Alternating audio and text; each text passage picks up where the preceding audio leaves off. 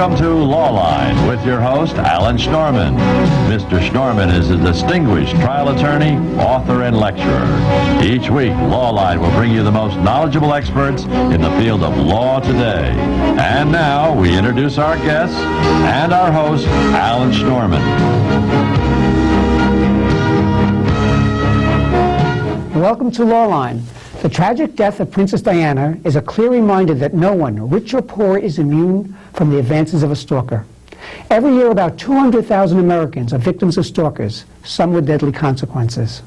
Today, we'll look at the serious issue with New York Assemblyman John Ravitz, sponsor of the anti-stalking legislation in the New York State Legislature.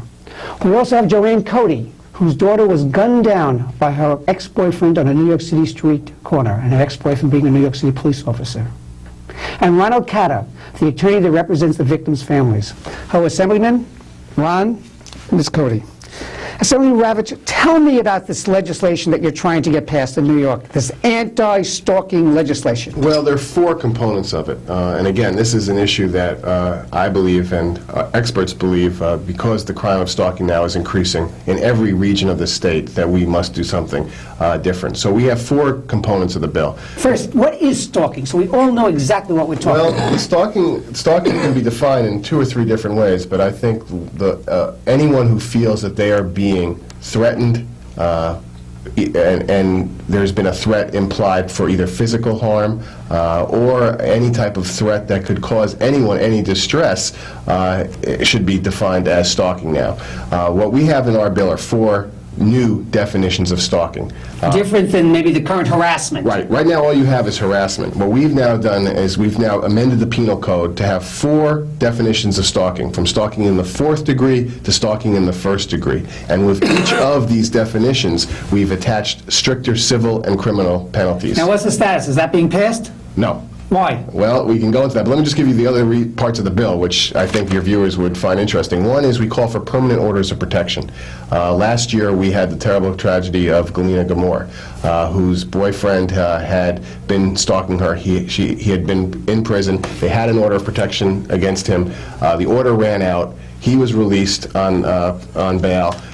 While the family and Ms. Gamor pleaded with the judge to have that order reinstated, he continued to harass her and her family, and then finally one day followed her to work, shot and killed her.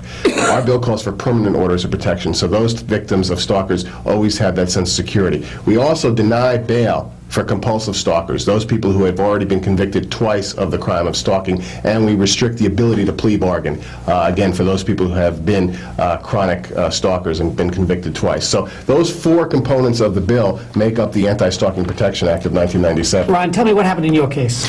Well, Bliss Verdon was That's Mrs. harassed. Cody's daughter. Yes, Joanne's daughter was harassed by her ex-boyfriend on the telephone.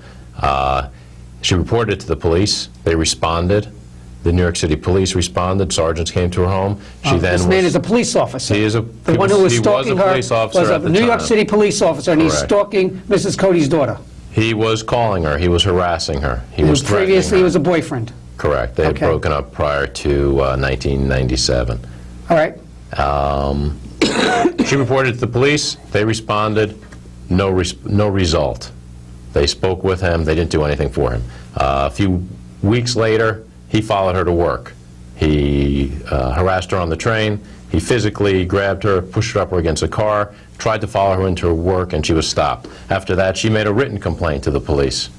Again, nothing was responded to. The police didn't do anything. A few days later, she followed up with the police to find out what had happened in connection with her complaint, and again learned that the paperwork was in the chute and they couldn't tell her anything. And sadly, after that, she was shot and killed on June 10th by her ex-boyfriend. Mrs. Cody, in your conversations with your daughter, can you share with us what she was going through during this period of stalking? The one thing that she told me, she was going to move, and she said to me, Rodney is not going to find out where I live. She had, just before her death, changed jobs. She had gotten her dream job at the AmeriCorps.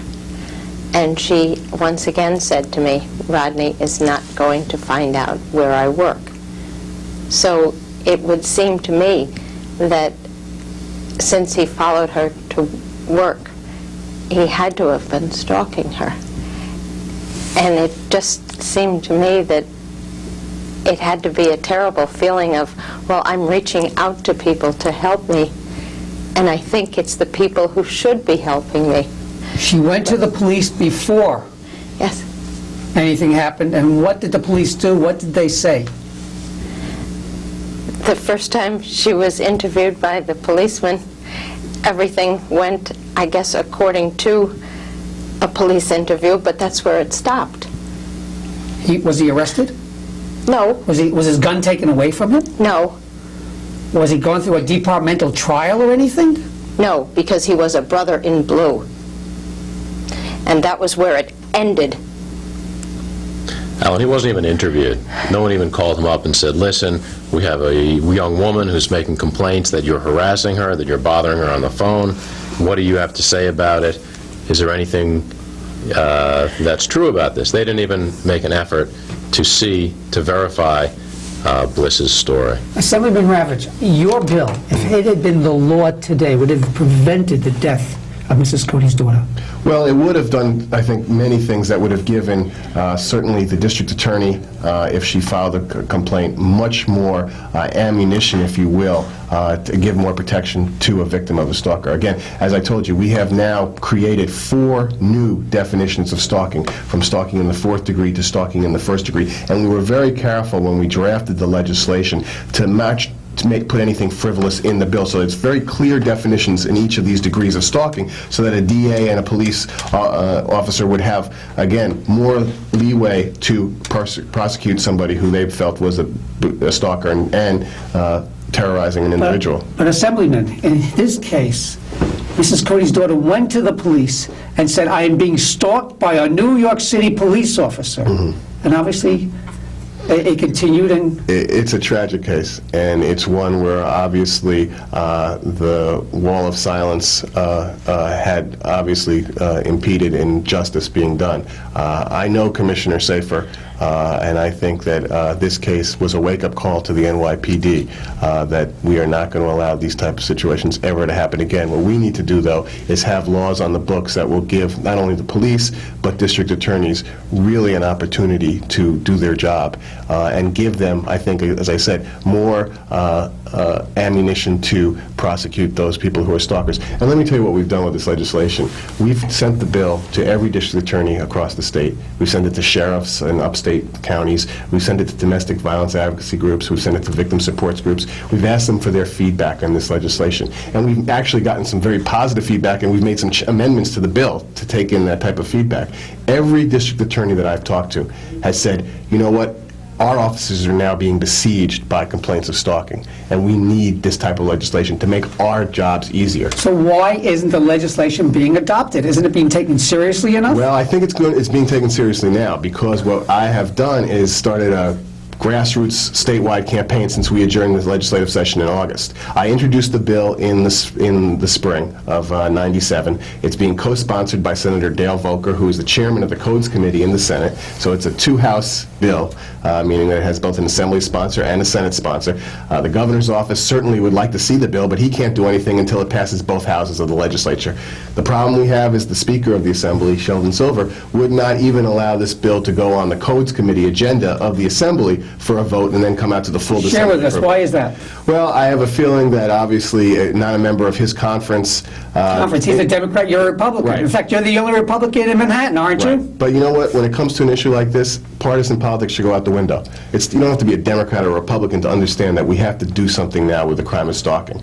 And that's why it's a shame that the Speaker continues to put partisan politics ahead of doing the right thing for the people of the state. And the most important thing is that this bill, I think, is good common sense, and it puts the victims' rights ahead of the criminals' rights. Ron, I know you, on behalf of the family and Mrs. Cody, have filed a huge claim with the city of New York due to their negligence. Share with us, what happened here, Ron? Well, the police department failed to follow its own procedures. When an officer is involved with a complaint involving his weapon, he's supposed to be His commander is supposed to be notified, and Internal Affairs is supposed to be notified. Almost immediately or shortly thereafter, he's supposed to be brought in for an interview. If warranted, his gun is supposed to be taken away from him, and he's supposed to be put on a desk duty. That didn't happen here. There are internal police procedures to prevent the tragedy that occurred here. In this case, he used his service revolver to murder Joanne's daughter. At some point before that happened, he could have had his gun taken away from him. At least they could have done that and conducted an investigation. Had he brandished the service revolver to her before? Had he threatened her before with this type of violence? Well, he had threatened her on the phone, and she put her in fear enough to call 911. So she was in a position where she was threatened. He had a history of brandishing his gun to fellow officers outside of off-duty, and I believe his weapon had been taken away prior to this incident. So they were already on notice. His weapon had been taken away, but I assume it's been given back? It was given back. It was given back. He was in possession of it on the day he committed the murder. And tragically, he committed suicide afterwards. So, you know, it's a very sad story for everyone involved. Mrs. Cody, did you ever meet the perpetrator who killed your daughter? Yes, I did. I had come down from Albany to stay at my daughter's house. I believe it was a weekend early in December. And it was strange because I had said to her on Saturday, "What would you like for Christmas?" And she turned around to me and she said, "A new boyfriend." But Rodney came over and they were taking us out to dinner. And he went, this always sticks in my mind, he went to such great lengths to explain to me that he had to carry his gun all the time. And he said he knew that Bliss didn't care for guns at all. And he just hoped that I wouldn't be too uncomfortable. And of course I said to him, "If your profession demands it." Did you or your daughter feel in any way threatened by this statement about his gun or anything of that nature? Any indication of what was to the future to come? Not on my part, because if I had any indication or intuition or anything, I would have done something immediately. Assemblyman Ravitch, is there a higher standard for a peace officer who's committing stalking to weed these obviously undesirables out, obviously mentally unstable? There shouldn't be. And again, this was a tragic case that I'm sure no one in the police department is proud of. Police officers are given a great deal of responsibility to protect the people of this city and of this state, and obviously we entrust a great deal of responsibility to them, including giving them a license to carry a weapon at all times.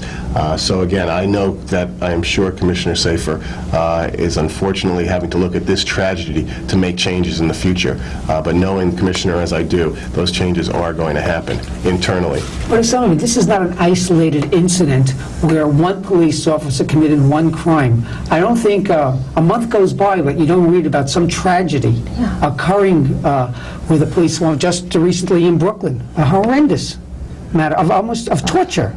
Well, again, that I don't think anyone in the top echelon of One Police Plaza did not stand up and say that what happened in the Luima case in Brooklyn was a disgrace and was a horrific crime against another individual. And I think all New Yorkers share that sense of outrage that it happened to Mr. Luima, and certainly that it was caused by a member of the NYPD. And changes are going to occur.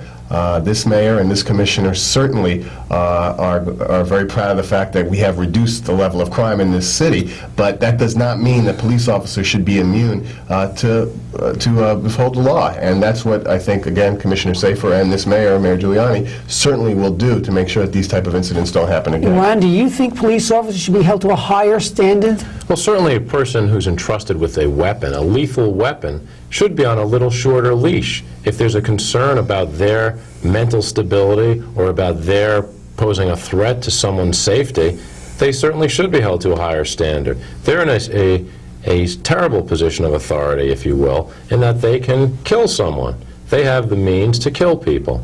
That's part of their the accessories of their job, part of their profession. Of course, they're there to protect people, but the other side of that coin is that they have the potential to cause great harm. And they certainly should have oversight that would pull them in if they pose a threat to someone. Well, can you continue with this conversation right after this break? You're watching Lawline. I'm Alan Schnorman, your host. Stay with us.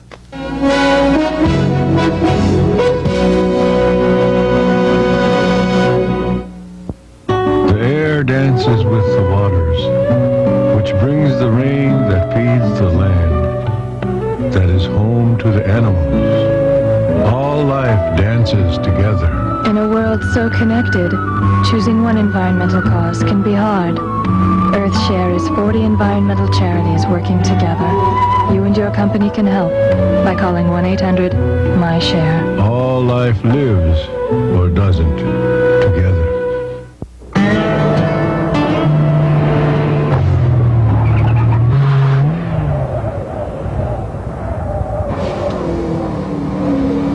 Excuse me. Do you wear your safety belt?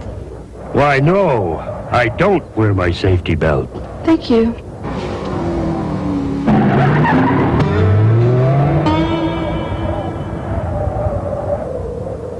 You could learn a lot from a dummy. Buckle your safety belt. Your child out here unprotected? Never. Neither would you forget his baby shots. Yet nearly a third of our babies' lives are on the line, because even with regular doctor visits, they haven't had all their shots. Ask your doctor. Please don't leave him out there alone. At least 11 shots by 2. How sure are you?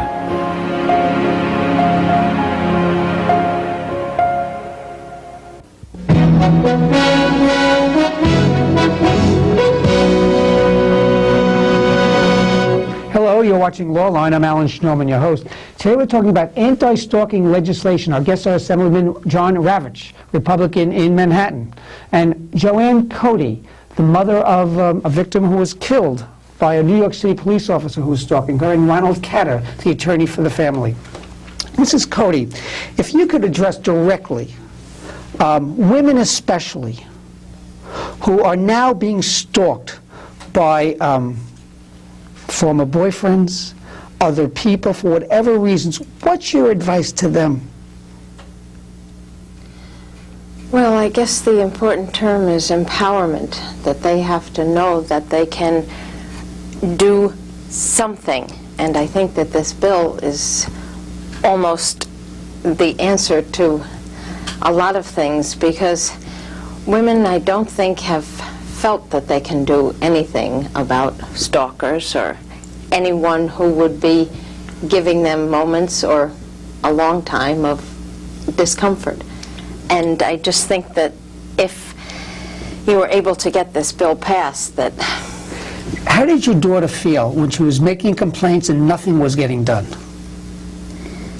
Well, I don't really know, but I just know that I would have felt completely helpless. Yeah. And I just don't feel that that's right for any person. Well, I can tell you that one of the things that we've done, and it's really been an education for me, is we've gone around the state over the last few months and we've talked to people who are helping victims of stalkers and victims themselves.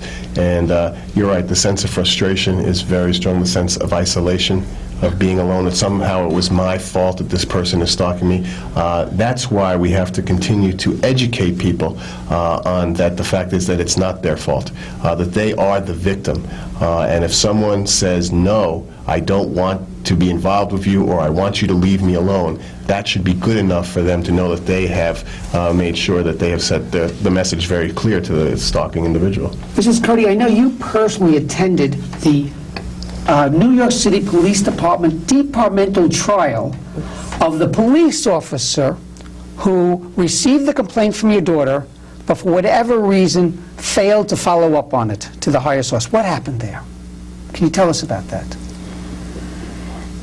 This police officer went to her apartment and talked to her, and she believed, I think, that he was going to follow this complaint to its logical conclusion. But somehow the whole complaint was just lost or buried or something like that. And his philosophy was a brother in blue, I believe. And that can't be, because it was her life. And also, he didn't really protect a brother in blue because he wound up killing himself, too. He killed himself right after he killed your daughter? Yes. And that was 2 lives that were just wasted.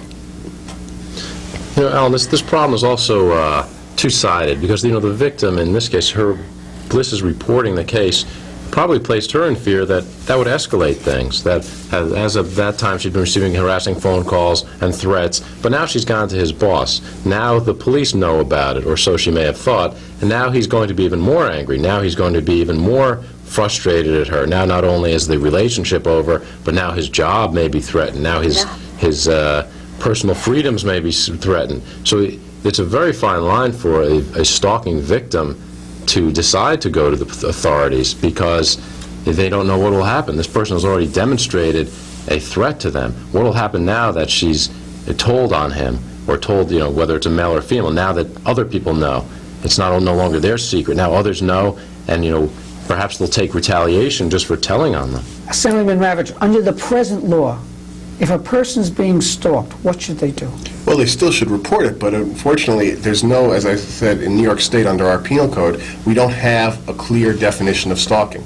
In the year 1997, we do not have that in New York State. Other states do. California, Texas, Illinois, they all have created similar legislation that we're trying to pass now in New York State, so that if someone goes to the police, they can then file a complaint specifically on stalking. It doesn't have to go into harassment. It doesn't have to go into trespassing. It doesn't have to go into some sort of aggravated assault. If I am a woman and I am being stalked by an ex-boyfriend, and it's getting to the point that I am in fear of my safety, now, I know by going to the police, this is going to infuriate him more, not less. Well, but the one thing that each precinct has now in New York City certainly is we have domestic violence officers.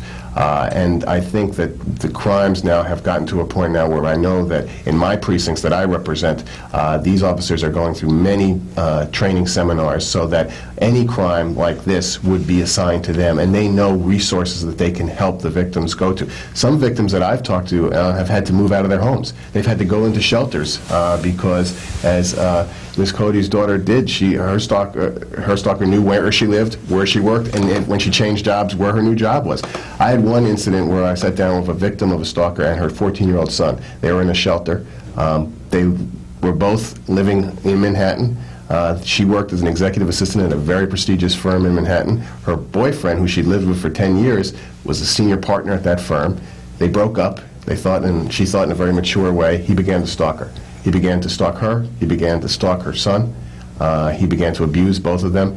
Got to the point where she had to quit her job. She had to pull her child out of school, and she had to flee and go into a shelter. Now, the one thing that will always stick with me, and that's why I'm going to continue to push for this type of legislation, was seeing the frustration and the anger in her eyes, but also looking at her 14-year-old son. And her son said something to me that, again, will stick with me till the day I die. He said he just kept coming back. He wouldn't leave us alone. That's the fear that victims of stalkers have, the sense that they're just always going to come back. I assume that there's some mental dysfunction of a person who's a stalker. Well, the recidivism rate is very high. I mean, that's why in the legislation I've called for, I want to deny bail for those people who have already been convicted of stalking, because once they're back out on the streets, they're not stopping. They're continuing their reign of terror. And it's not just also, again, part of the education that I've learned traveling the state, it's not just the victim who's being terrorized, it's the victim's entire family that is now involved in the situation. So we want to deny bail for compulsive stalkers, and we want to restrict the plea bargaining for those people who have also already been convicted of stalking, because, again, as in crimes that we've seen, such as child molestation, and the recidivism rate is just very, very high. We don't have a cure to rehabilitate these type of people. Ron, what happened to the police officer who failed to follow up when Mrs. Cody's daughter came and reported it to the police officer, and he failed to follow up on that? What happened to that police Alan, officer? there wasn't one police officer. There were numerous police officers. Every police officer involved in this case, from the time she called the station, from the time she called 911 until the time of her death, dropped the ball in the case. She called 911, a sergeant responded. He failed to report it to his supervisor. He failed to report it to IAB. When Bliss went in a few days later, after being physically assaulted and reported, made a written complaint, nobody picked up on it until the next shift when a sergeant forwarded it to internal affairs and a supervisor got involved. Captains were involved, deputy chiefs were involved. Everyone dropped the ball in this case. You know, they say, John, you say there's systems set up. Short of Bliss's moving to another state and assuming a new identity, I don't know what more she could have done to try to prevent this. She called the police. She physically went to the police. She called the department where he worked and asked what's going on. I agree that the system broke down, and that is a tragedy, and that's something that I hope another mother doesn't have to go through. But I don't want people who are watching the show to think that if they are being a victim of a stalker, that they shouldn't call the police. I mean, the bottom line is we need to be able to give people as much protection as possible. But what Ron Catter is saying is that since the perpetrator, the stalker, was a New York City policeman, he was given a different status. And that should not have been the case. Then had he not been. And that shouldn't have been the case. But what about, like you had said before, in Mr. Luima's case, the nurse from Coney Island Hospital also documented, called up internal affairs. And there the detective answering the phone also dropped the ball and did not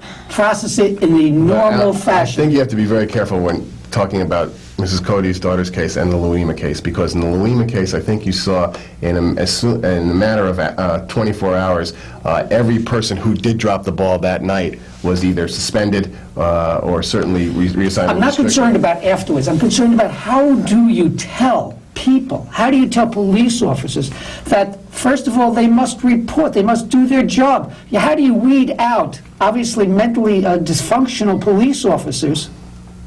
And obviously, the stalker was mentally dysfunctional.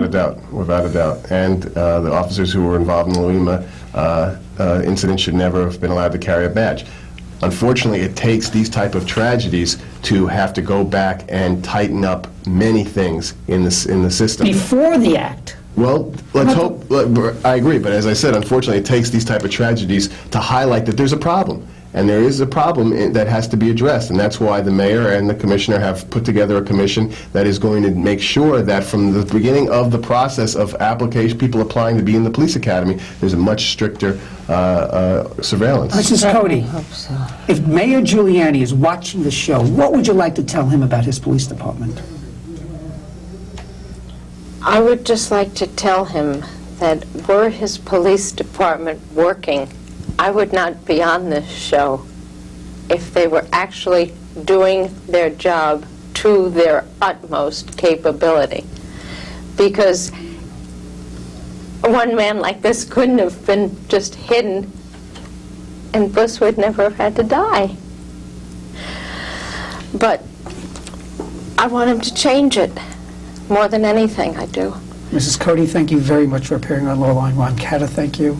And Assemblyman Ravitch, thank you very much for appearing on Lawline. Thank you, Alan. And as always, this is Alan Schnorman. Thank you for watching Lawline.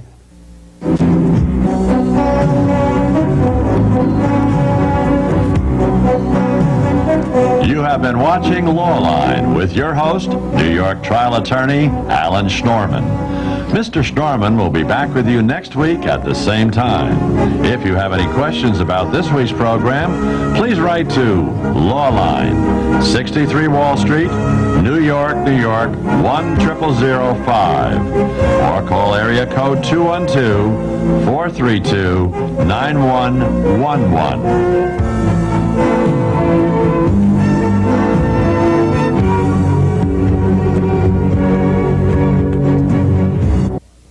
This program was made possible by the law firm of Zalman and Schnorman, whose practice is limited to personal injury and insurance law.